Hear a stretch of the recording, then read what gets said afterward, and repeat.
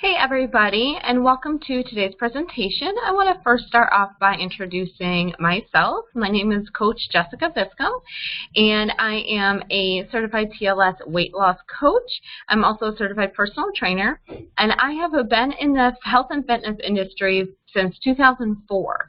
And over the years, I've been awarded TLS Weight Loss Coach of the Year in 2018, and that was with 9 countries. So I was very humbled to receive that award. I'm also top 3 TLS weight loss coaches globally since year of 2016. So I'm really excited to be here and really share my knowledge and hopefully help you guys to just stop dieting and start living. How many of you have been on at least one diet in your lifetime? Maybe 2, 3, or even more. And how frustrating is it to constantly diet and then get off and gain it all back? So hopefully after today I can give you some great tips on how you can stop dieting, start living the life that you deserve, and really just be more mindful of what you are eating. So I'm really excited to be here today. So I'm going to start with our part 1, which is nutrition and food prepping. And then after this, we'll go into the part 2 on supplementation and if it's really necessary, because there's so much out there, right? So let's get started right with the nutrition and food prepping. So maybe a couple questions you may be asking yourself today. 1, what is healthy food? There's so much out there, so many fad diets, and maybe you're not quite sure where to start. 2, how can I eat healthy on a budget? There's so many different ways that we can eat healthier.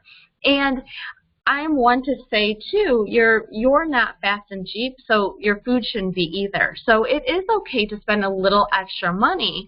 You're worth it to spend a little extra money on better quality food. How can I prepare food with limited time?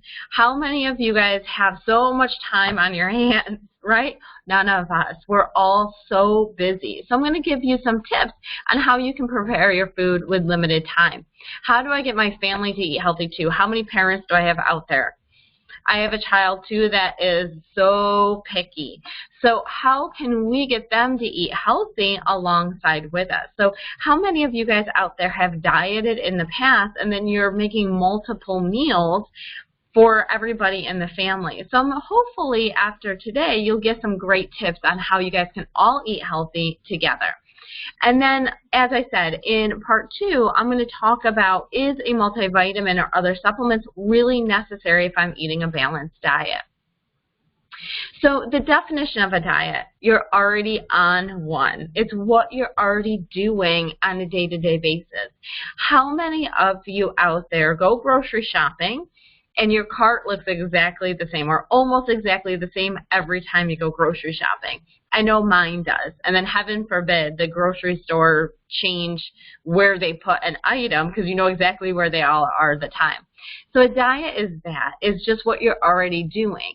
And we tend to be habitual eaters.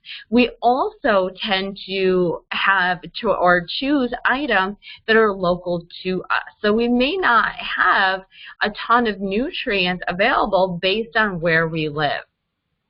So this graph is really showing you the magic of weight loss, if you will. So this green arrow right here is symbolizing our blood sugar's level. This is where we're happy. This is where we feel satisfied and content. When our blood sugars spike or drop, especially in that low zone, how many of you have skipped a meal?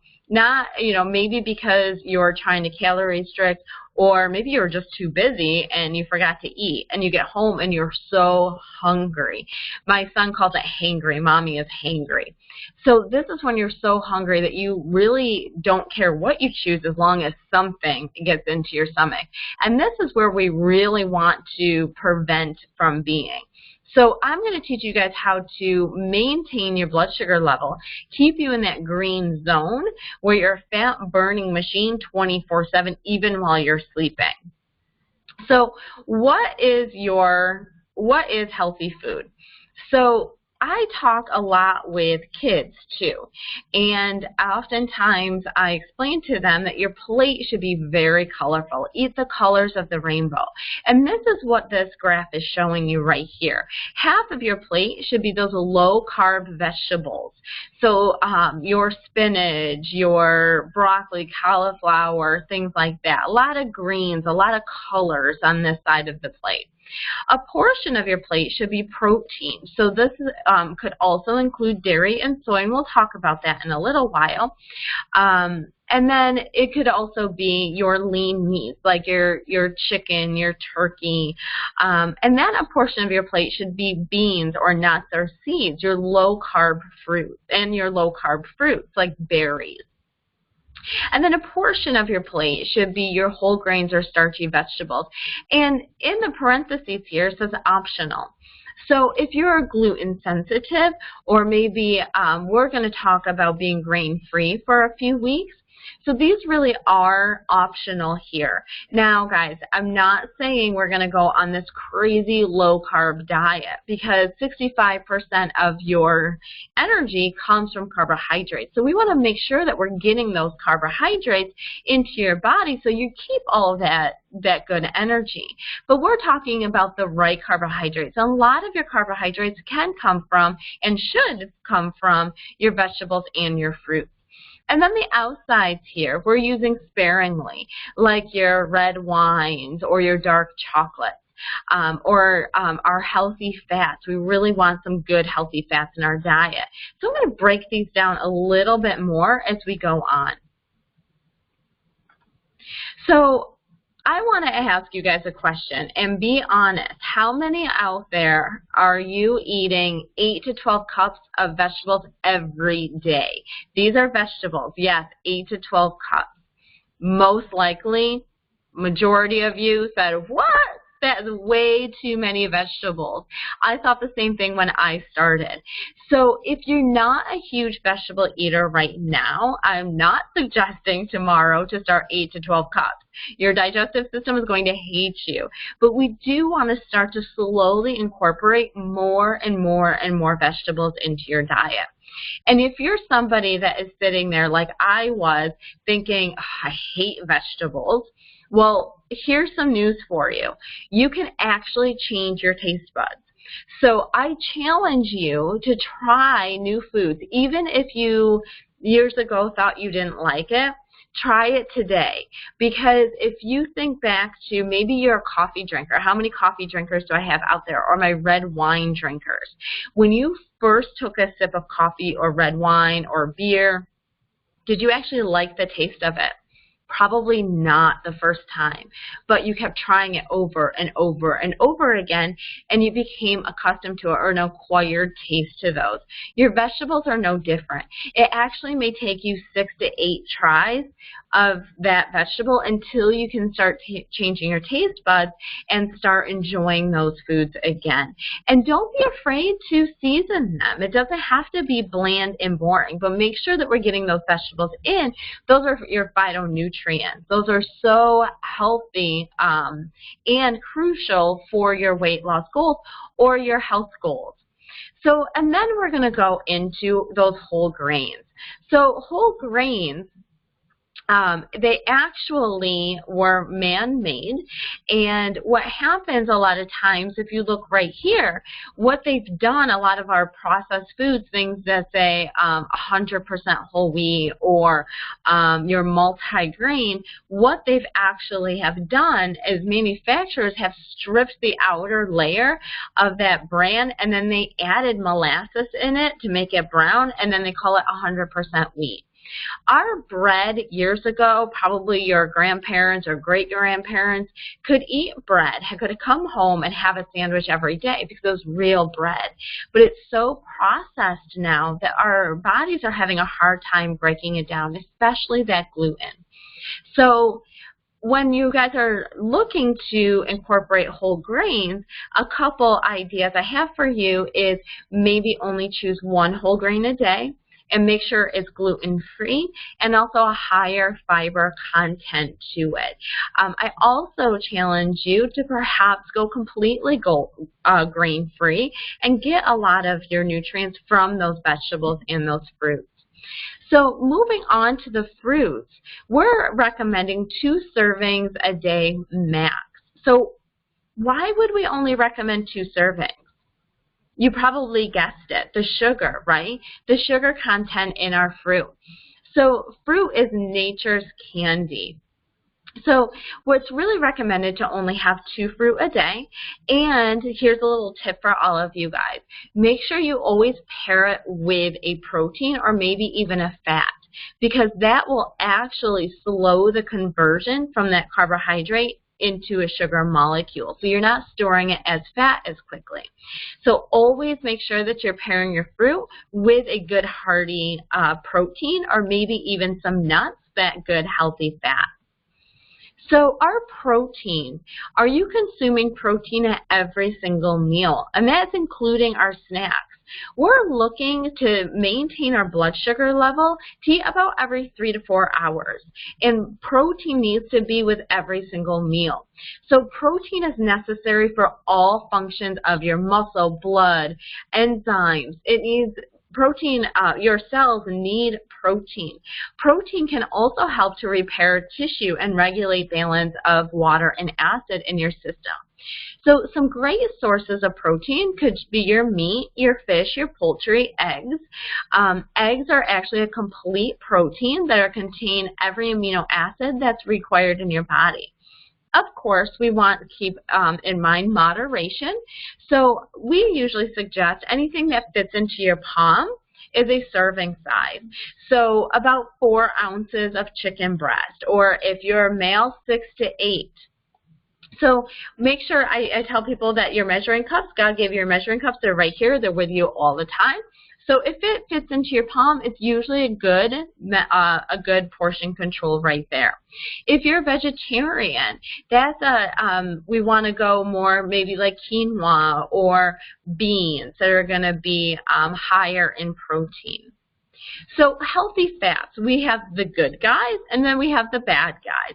So good guys are going to include things like avocado, raw almonds, cashews, your oils. I often tell my clients, put your S's together. If it's solid at room temperature, it has a lot of saturated fats in it. So we want to be mindful of that.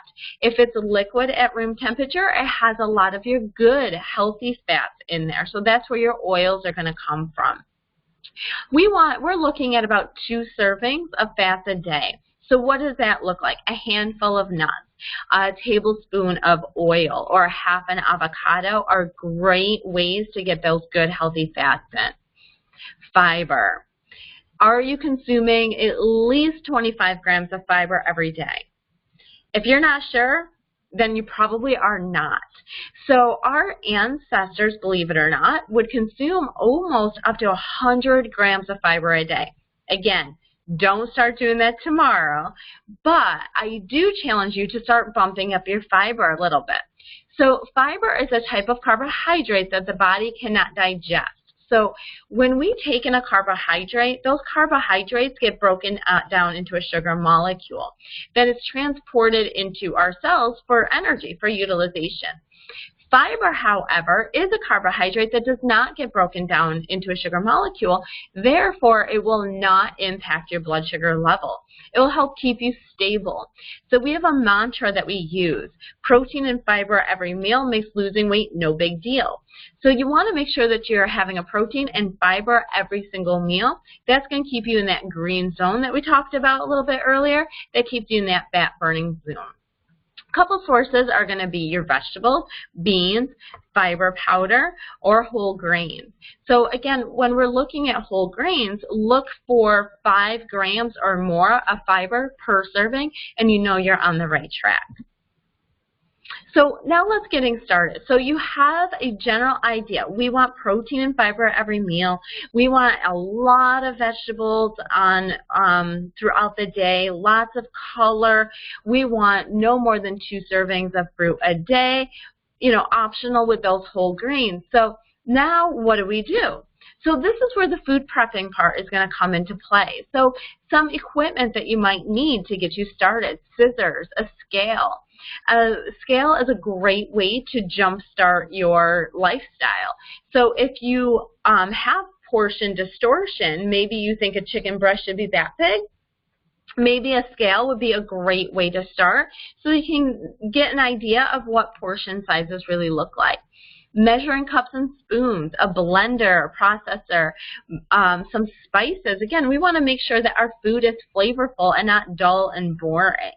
A crock pot. Love crock pots. You can, especially for my busy moms and dads out there, put a crock pot in the meal right before you leave, and then you have a meal when you get home. A steamer, some large trays and pots, especially for those leftovers. Where you can find some recipes, sources like He and She Eat Clean, TLSslim.com. You can even visit my website, which is just jessicaviscom.com. I have a ton of recipes right there. Then make a grocery list. Take an inventory of all the ingredients that you already have so that you don't end up buying double of something you already have. It's kind of a running joke in my household. So those of you that know me, I'm very short, and we tend to keep our salsa on the top shelf. So my husband laughs at me. I inevitably always buy way too much salsa because I always forget that we have some extras. So make sure that you have a nice clean pantry, refrigerator, so that you know what you have and you're not double buying. And now let's go shopping. So a good strategy that I have used is take a piece of paper and draw a vertical line down the center of it. One side is going to be what your meal is going to be. So you found some recipes, you know what you're going to make. The other side is the ingredients that you need for those meals. Then that way you're not just going to the store aimlessly. You know exactly what you're going to get. And then when you buy that item and you already have a plan for it. How many of you have gone to the grocery store, you just throw some produce in thinking, somebody told me I should eat some more vegetables, so I'll throw in a head of cauliflower.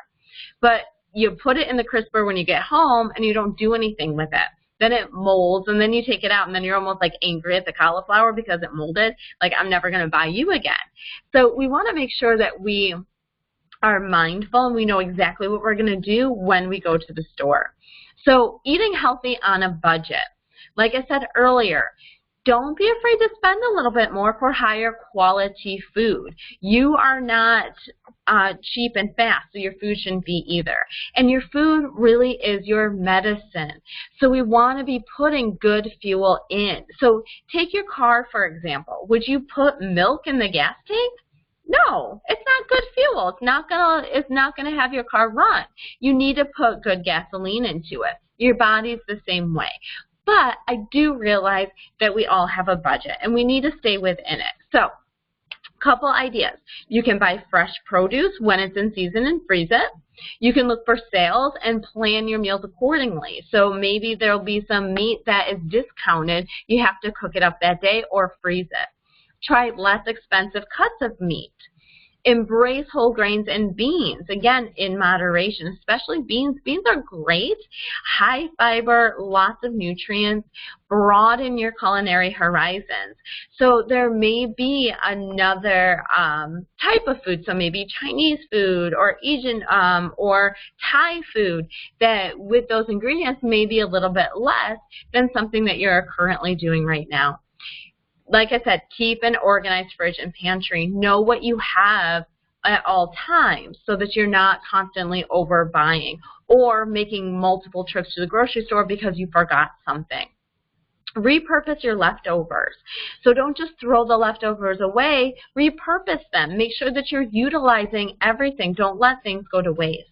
Go to the farmer's market at the end of the day. The farmer's market, one, not only are you supporting your local farmers, which I believe is very important, but two, you're going to get better quality food and usually for a better price. And then prepping meals ahead of time. So whether it's veggies for the week, tomorrow's breakfast, lunches, it's a good way to make sure that you're eating everything that's in your refrigerator and not wasting anything. and then have a purpose. So statistics show that on average, shoppers who run out on a quick trip will spend 54% more than originally planned. How many of you? And then my parents out there, you go with your kids and then they're throwing stuff in the cart too. So make sure that you have a list, you stick to it, and you're not spending more than you had planned originally. And then some helpful tips to take action. So have your supplies ready. Know how much you're going to eat and make. So at my house, it's only my husband, son, and I. So there's only 3 of us.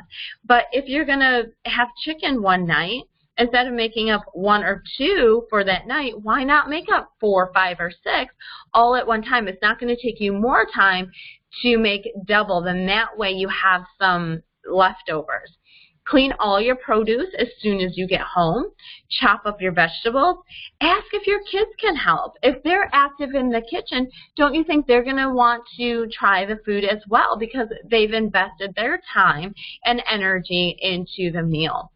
Like I said, cooking larger batches. And then store and contain or freeze for later use.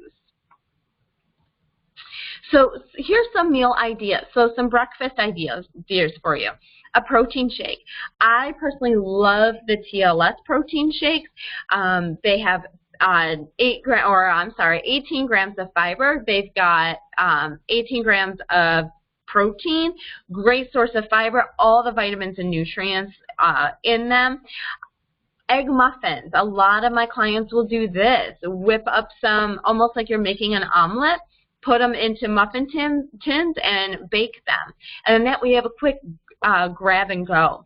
Yogurt, plain Greek yogurt, I will add a scoop of the chocolate TLS nutrition shake into it, and now it tastes like pudding.